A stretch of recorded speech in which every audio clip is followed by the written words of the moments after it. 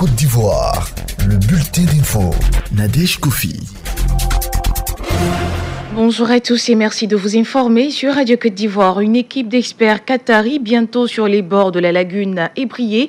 Ces experts viendront à Abidjan pour étudier les modalités pratiques de mise en œuvre du financement de 3 importants projets, à savoir l'autoroute de contournement de la ville d'Abidjan, la construction et l'équipement de 3 lycées de formation professionnelle et la construction de l'université d'Abangourou. C'est ce qui ressort de l'entretien qu'a eu hier le président Alassane Ouattara avec le président du Fonds qatari pour le développement.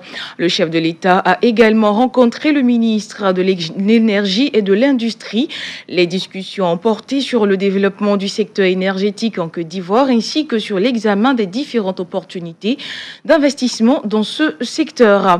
Ici en Côte d'Ivoire, le Premier ministre a fait hier le point des actions entreprises après le séminaire gouvernemental de 2018. Les questions de politique nationale, sociale et économique ont été abordé par Amadou Gon Coulibaly.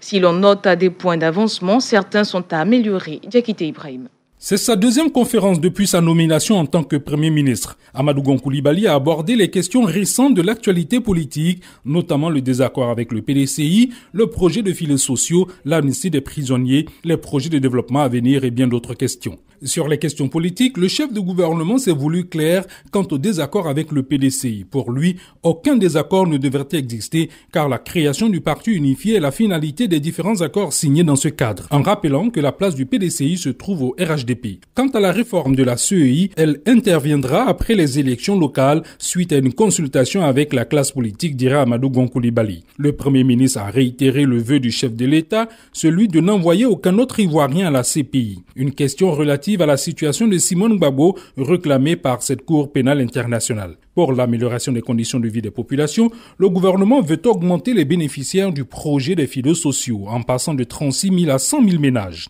Toujours au chapitre social, le chef de gouvernement reconnaît qu'il y a du retard dans la CMU, mais rassure quant à sa finalisation. En somme, le gouvernement va poursuivre ses actions pour le développement du pays avec les différents chantiers identifiés et en voie de construction, tel le 4e pont avec les indemnisations prévues pour l'occasion. Un développement qui ne pourra être effectif qu'à condition que les Ivoiriens vivent dans la paix et la stabilité. Pour ce faire, le chef de gouvernement les a invités aux prochaines élections locales dans le calme.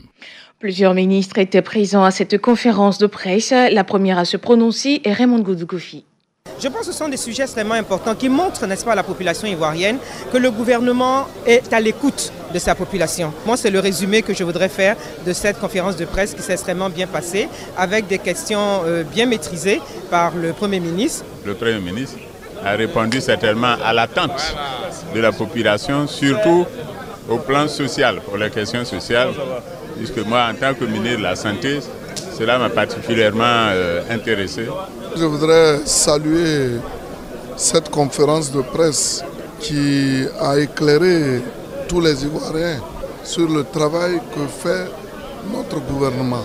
D'aucuns ont toujours fait croire que le volet social n'est pas pris en compte par le gouvernement.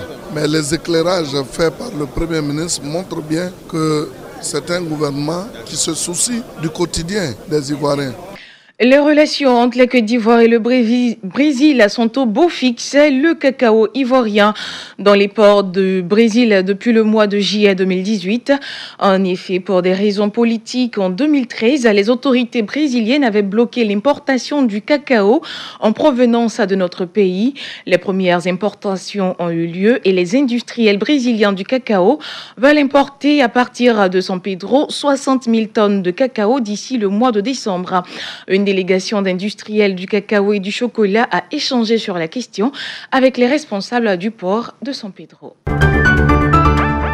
Vous suivez le bulletin d'information sur Radio Côte d'Ivoire. Le processus d'indemnisation des ménages impactés par les travaux de construction du 4e pont a démarré hier lundi.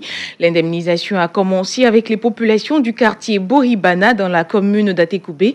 Une opération qui se déroule dans le calme, en témoigne Konetias, porte-parole des populations de Boribana. On vient de commencer l'indemnisation avec la gare des gros camions et puis il y aura de manière progressive Poribana, derrière l'eau. Donc, Santé 3, Moussikro, Dindin, Fromager, Jean-Paul II. Et pour aller vers Yopougon, il y a aussi, bon, et puis voilà. Et il y a Diamé aussi qu'il ne faudra pas oublier.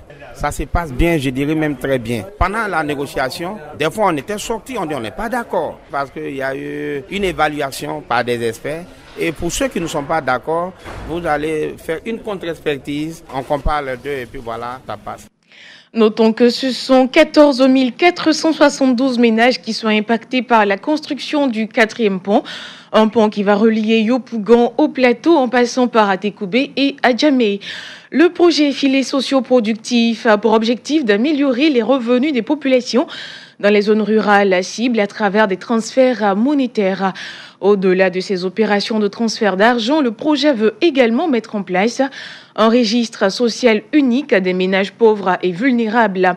Un registre qui permettra, en plus des bénéficiaires du projet, d'identifier et de consigner progressivement des informations sur la situation socio-économique des ménages pauvres et vulnérables en Côte d'Ivoire. La mise en place de ce registre a réuni hier à Bassam le ministère en charge de la lutte contre la pauvreté et les acteurs du projet. Lutte contre la grande criminalité, on en parle dans cette édition. À Daloa, les compagnies de gendarmerie se dotent de pelotons de surveillance et d'intervention. 3 officiers et 82 sous-officiers viennent de terminer avec succès leur stage de formation aux tactiques d'intervention et d'autodéfense. C'était à l'école de gendarmerie de Torogué. La correspondance est d'Alassane Koulibaly. Les défis sécuritaires auxquels la gendarmerie territoriale est confrontée lui exigent la création d'une unité d'appui professionnelle et opérationnelle. C'est dans cette optique que le peloton de surveillance et d'intervention de la gendarmerie est né. Le peloton participera à certaines missions de police judiciaire et surtout interviendra en cas de trouble à l'ordre public. Après 2 mois de formation, les ex-stagiaires sont prêts à relever le défi sécuritaire, nous dit le lieutenant-colonel Kwaku Kofi Serge, directeur de stage et commandant l'école de gendarmerie de Torogué. Du lundi au samedi, de 6h à 22h et souvent jusqu'au-delà de 22h, ces stagiaires ont été éprouvés intellectuellement, physiquement et moralement. Soyez rassurés de la capacité opérationnelle de ces stagiaires. Ils sont aptes à accomplir les missions pour lesquelles ils ont été créés. Le colonel-major Kwasi Konan Stanislas, représentant le commandant supérieur de la gendarmerie, a félicité les ex-stagiaires tout en les exhortant à la tâche avec abnégation. Toutes nos félicitations pour cet engouement, pour ce courage dont vous avez fait preuve. Les personnels des SIG ne doivent pas abandonner sous aucun prétexte. Vous avez été outillés pour faire face aux malfaiteurs, aux bandits. Les 3 officiers et 82 sous-officiers qui viennent de terminer avec succès leur stage seront bientôt affectés dans les différents pelotons mis à la disposition des états-majors compagnies de Divo, Guiglo et San Pedro. Alassane Koulibaly, Daloa, Radio Côte d'Ivoire. La radio filmée, une réalité en Côte d'Ivoire. Désormais, les auditeurs de la 2e radio du groupe RTI pourront non seulement écouter, mais aussi voir les productions de Fréquence 2. Le lancement de cette innovation a eu lieu hier. À travers cette innovation, la RTI entend prendre une place de choix dans la politique de libéralisation de l'espace audiovisuel. Bro Aka Pascal, président du conseil d'administration. Depuis longtemps, nous savons tous que la concurrence sera rude, mais nous ne cessons de le dire, la RTI ne sera pas débordée. La RCI sera à la hauteur. Ce n'est pas la première fois, nous avons déjà commencé certaines actions. Ce que nous venons de voir vient s'ajouter à ce que nous avons commencé à faire. Je voudrais donc féliciter M. le directeur général de la RTI, Madame la directrice de Fréquence 2, pour ce qui est en train de se faire. Je pense que c'est pour le bonheur des téléspectateurs et des auditeurs. Ils peuvent nous faire confiance. La concurrence sera difficile, mais la RTI travaille pour eux, travaille pour les informer, travaille pour un meilleur confort d'écoute. Et je pense que la RTI sera au rendez-vous de la libéralisation et la RTI sera toujours prête à faire des émissions de qualité pour les Ivoiriens.